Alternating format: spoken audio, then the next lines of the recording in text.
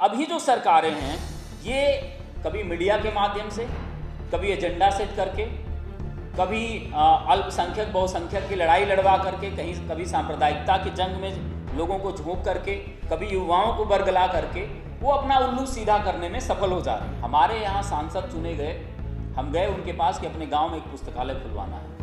उन्होंने कहा तुम्हारे गांव के लोगों ने हमें वोट ही नहीं दिया तो हम तुम्हारे यहाँ पुस्तकालय क्यों खुलवाएंगे। उनको कैसे पता कि हमारे गांव के लोगों ने वोट नहीं दिया। दुनिया के लगभग 31 देशों ने ईवीएम अपने यहाँ प्रतिबंधित कर दिया। लोग लड़ी रहे थे, उसमें एक लड़ाई और शामिल हो गई है और ये लड़ाई भी हमें लड़नी है।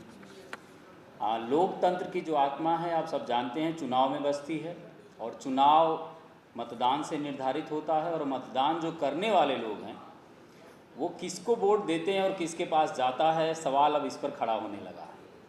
ये समस्या विश्वास का है, ये सवाल जो है विश्वास का है, प्रतिनिधित्व का है और भागीदारी का है, साथ में साजिश का है कि दुनिया के लगभग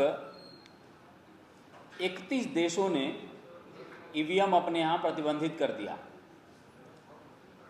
कुछ ही देश हैं जिन्होंने ट्रायल के स्तर पर 2-4 अपने हलकों में या चुनाव बूथ पर या क्षेत्रों में लागू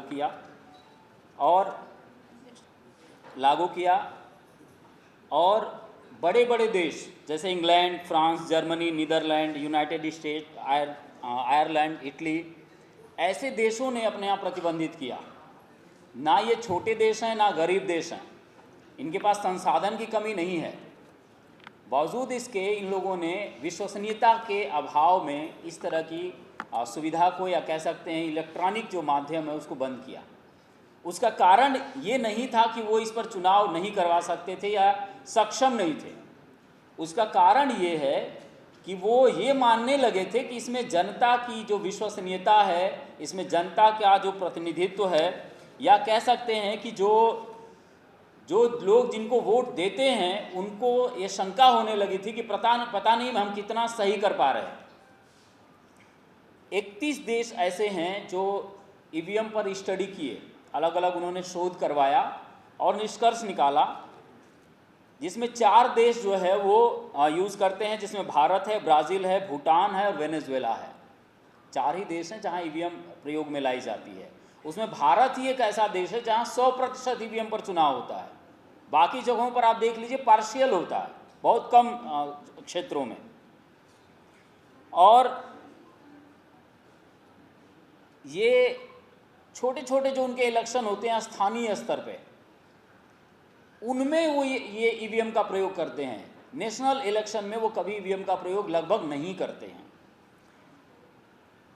ये एक ऐसी प्रक्रिया है कि अगर आप ठीक से इसको समझना शुरू करें तो जहाँ जहाँ संघर्ष शुरू हुआ या जहाँ जहाँ वहाँ के न्यायालय ने या वहाँ के लोगों ने जब उसमें हस्तक्षेप किया तो वहाँ तो ईवीएम प्रतिबंधित हो गई।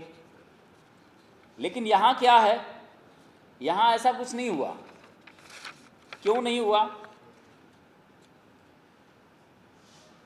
कारण ये है कि पहले एक दल विपक्ष में था, तब वो ईवीएम का विरोध कर रहा था, और जो दल सत्ता में था वो ईवीएम का समर्थन कर रहा था।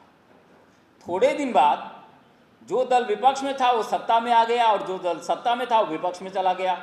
अब जो सत्ता से बाहर है वो ईवीएम का विरोध कर रहा है और जो सत्ता में बैठा हुआ है वो ईवीएम का समर्थन कर रहा है। कुछ ऐसा खेल नहीं लग रहा है? सोच के देखिए। तुम रहना तो तुम अपने तरीके से खेलना, फिर हम आ जाएंगे तो हम भी वो इसी तरीके से खेल लेंगे और हम ही तुम ही रहेंगे, बाकी किसी को नहीं आने देना है। बहुत कॉमन सी बात है।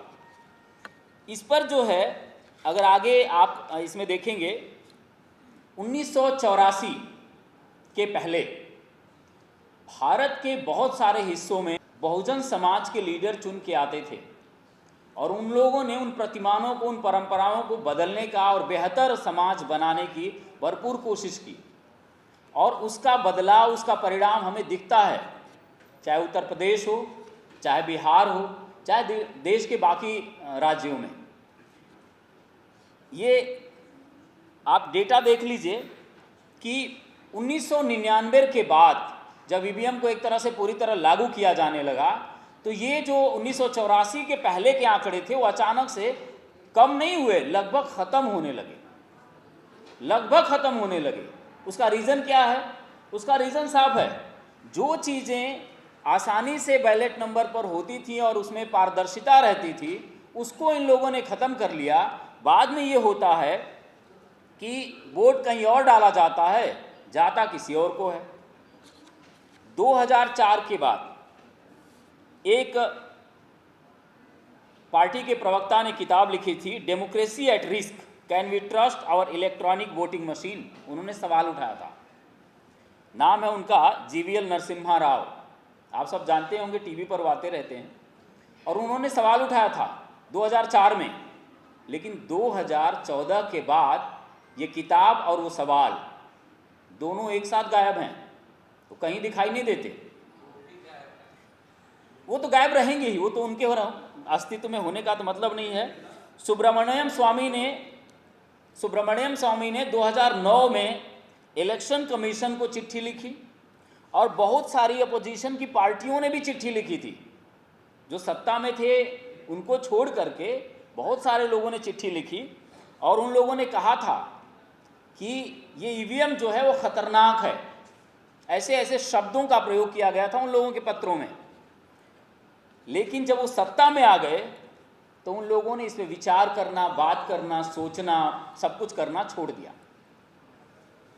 एक वाकया मिला है कि दक्षिण भारत में बेंगलोर के किसी इंजीनियर ने बाकायदे लाइव डेमोन्स्ट्रेशन करके दिखाया था कि ईवीएम को कैसे हैक किया जा सकता है। इलेक्ट्रॉनिक डिवाइस, सब जानते हैं कि इलेक्ट्रॉनिक डिवाइस, आप जानते हैं खाते से पैसा उड़ा दिया जा रहा है, लोगों का अकाउंट का नंबर बदल दिया जा रहा है, ईमेल आईडी बदल दी जा रही है। इन सारी चीज़ें हो सकती है, ईवीएम क्यों नहीं हैक हो सकती? दिल्ली विधानसभा में बाकायदे जो रूलिंग पार्टी है इस समय, उन लोगों के, उनके सौरभ भारद्वाज एक नेता हैं, उन्होंने दिखाया था करके बाकायदे विधानसभा में कि ये किस तरह हो सकता है या क्या क्या इसमें खामियां हैं। बावजूद इसके अगला चुनाव, नेशनल चुनाव, इस पे लड़ा गया।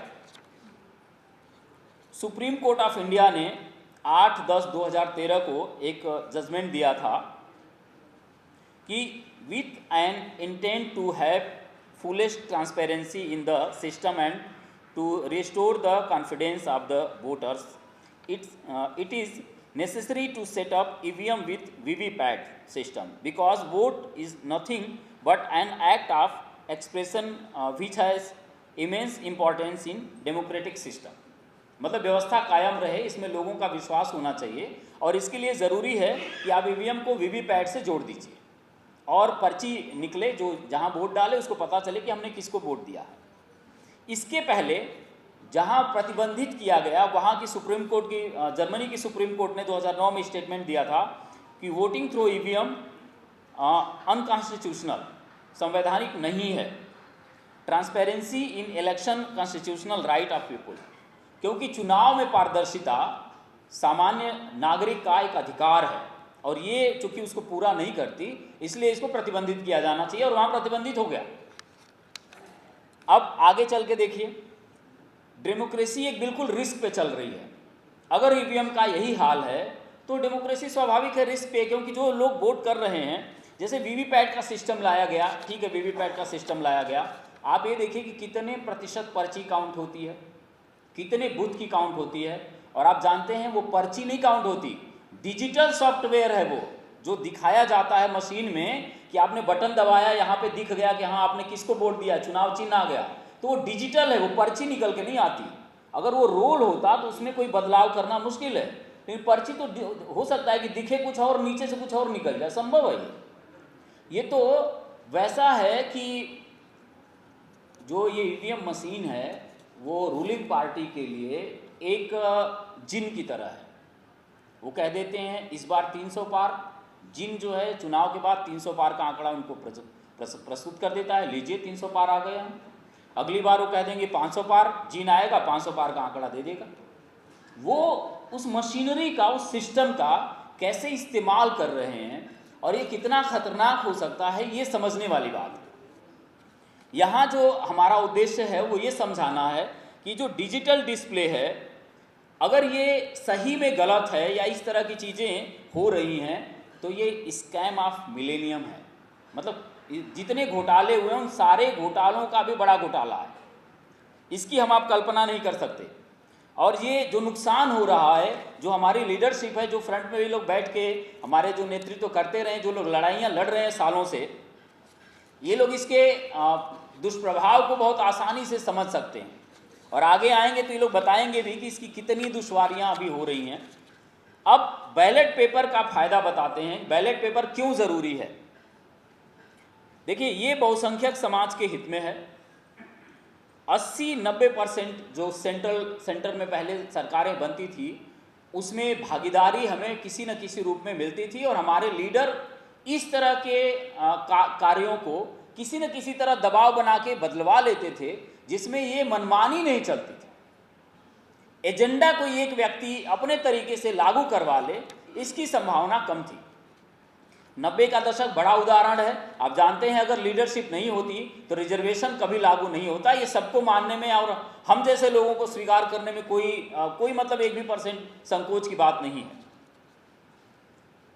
अब क्या है कि अभी जो सरकारें हैं ये कभी मीडिया के माध्यम से, कभी एजेंडा सेट करके, कभी अल्पसंख्यक बहुसंख्यक की लड़ाई लड़वा करके, कभी सांप्रदायिकता की जंग में लोगों को झोंक करके, कभी युवाओं को बरगला करके वो अपना उल्लू सीधा करने में सफल हो जा रही हैं। और ये जो चीज़ है ये एक तरह की चिटिंग है। अगर ये डिवाइस रियली ऐसी है तो उसको कोई भी बदल सकता है, बना सकता है, परिवर्तित कर सकता है। और हमें लगता है कि अगर सरकारें ये चाहती हैं, जो विपक्ष की पार्टियां हैं ये चाहती हैं कि जैसे सर बता रहे थे कि ये भाषणबाजी से कुछ नहीं होगा, बात सर की बहुत सही है, भाषणबाजी से कुछ नहीं होगा, लेकिन बहुत सारी चीज़ें मुझे लगता है कि एजेंडा सेट करने में ये सब चीज़ें मदद करती हैं। हाँ, ये भी बात है कि हमारे जो राज हैं वो इन्हीं माध्यमों से बाहर जाते हैं और उसका लोग दुरुपयोग मतलब हमारे खिलाफ भी इस्तेमाल करते हैं, ये भी मान लेने वाली बात है।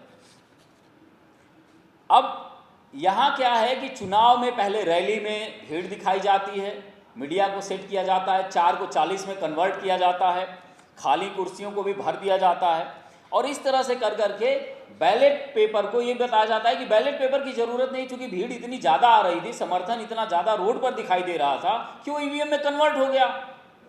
तो जो गढ़ने की प्रक्रिया है, जो एक कह सकते हैं नरेशन तैयार करना, वो चुनाव से पहले तैयार करने में सफल हो जा रहे, और उसमें संसाधन, मीडिया और बाकी सारी चीज़ें उनकी भरपूर मदद करती हैं।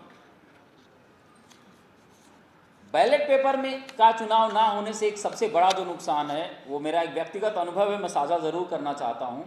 हमारे यहाँ सांसद चुने गए, हम गए उनके पास कि अपने गांव में एक पुस्तकालय खुलवाना है। उन्होंने कहा तुम्हारे गांव के लोगों ने हमें वोट ही नहीं दिया तो हम तुम्हारे यहाँ पुस्तकालय क्यों खुलवाएंगे। उनको कैसे पता कि हमारे गांव के लोगों ने वोट नहीं दिया है? इसलिए कि जब बैलेट मिक्स करके काउंटिंग होती थी तो 20-25 बूथ को मिला दिया जाता था। ये समझना मुश्किल था कि किस गांव के लोगों ने वोट नहीं दिया है। आज इनको पता है कि किस गांव के लोगों ने, किस जात के लोगों ने, किस धर्म के लोगों ने, किस क्षेत्र के लोगों ने वोट नहीं दिया है। ये ईवीएम है, ये ईवीएम है असली। और इसका कितना बड़ा दुष्प्रभाव आगे पड़ेगा इसकी आप अभी से कल्पना करके देख लीजिए। ये मैं अनुभव इसलिए सुनाया कि ये हो रहा है, सिर्फ मेरे साथ नहीं, हमारे बहुत सारे साथी हैं जो इस तरह के वाकयों का जिक्र करते हैं और बताते हैं कि ये क्यों हो रहा है और इनको कैसे पता चलता है। स्वाभाविक है, एक ईवीएम सेम टाइम में बता देते हैं कि इस गांव में इतने वोट पड़े और इतने इस पार्टी को गए, इतने इस व्यक्ति को गए, इतने इस धर्म के लोग यहाँ रहते हैं और इतने इस धर्म के रहते हैं। कैलकुलेट करना कोई बहुत बड़ी बात नहीं है। जो एक सेंटर है उसकी आबादी ज़्यादा से ज़्यादा 15-20 हज़ार से ऊपर नहीं होती। तो इस मामले में जो ये इलेक्टोरल पॉलिटिक्स अभी चल रही है, ये जो लोकतंत्र के लिए सबसे बड़ा खतरा है, और इसके लिए हमें किसी भी तरह से उतर करके रोड पर या जहां भी संभव हो विरोध करना पड़ेगा। और हमें लगता है कि अगर इन लोगों को ये लग रहा है कि ये बैलेट पेपर पर भी चुनाव जीत सकते हैं, तो 2 मॉडल स्टेट हैं इनके पास अभी, हिमाचल प्रदेश और गुजरात। दोनों में बैलेट पेपर पर चुनाव करवा के देख लें। ये कहते हैं कि हिंदी बेल्ट में लूट खसोट होती है, बैलेट बॉक्स उड़ा लिए जाते हैं, इसलिए चुनाव करवाना नहीं संभव है। कोई बात नहीं, गुजरात में लूट खसोट नहीं होती, वहाँ बैलेट बॉक्स मेरे ख्याल से अभी तक कोई ऐसी घटना हम लोग नहीं पढ़े अखबार में, वहाँ करवा लें। हिमाचल में करवा लें, हिमाचल में भी संभव है। ये करवा के मॉडल बताएं कि जो हम कर रहे नहीं, अगर संभव है 100%, 50% बैलेट पेपर पर, 50% ईवीएम पर करवा के ये दिखाएं कि ये सही है। उसी में सबको पता लग जाएगा कि हो क्या रहा है, असली खेल कहाँ है। तो साथियों, इसमें असली जो समस्या है वो मशीन है, और उसको वो किसी भी तरह से कैसे भी करके अपने को सत्ता में बनाए रखने के लिए एक हथियार के तौर पर इस्तेमाल कर रहे हैं। जैसा हमारे मंत्री सर बता रहे थे कि वो अपनी रणनीति डिस्कस नहीं करते, बात सही है, और उसको लागू कर रहे हैं। और उस लागू करने में मशीन से लेके मीडिया तक बहुत सारे जो संसाधन हैं उनका साथ दे रहे हैं। अब हमें लगता है कि अगर हम पावर को कहीं किसी रूप में समझते रहे हैं या जान सकते हैं या जानना है, तो हमें बहुसंख्यक समाज, social media, social leader, political leader और इंटेलेक्चुअल्स, इन सारे लोगों को इकट्ठा करके एक साथ मंच पर लाकर इस पर विचार करने का यही समय है। और ये सबसे ज़रूरी है कि हम इस पर सोचें और क्या निष्कर्ष निकाल सकते हैं या किस दिशा में हम प्रयास कर सकते हैं, इस पर हमें ज़रूर कुछ न कुछ करने की ज़रूरत है। नेशनल दस्तक की आपसे गुजारिश है कि अगर इसको बचाना चाहते हैं तो नेशनल दस्तक को सब्सक्राइब करने के लिए रेड कलर के सब्सक्राइब बटन को दबाएं, फिर बेल आइकन की घंटी दबाएं। नेशनल दस्तक को बचाने के लिए बहुत ज़रूरी है कि हर खबर को शेयर करें, लाइक करें, कमेंट जरूर करें।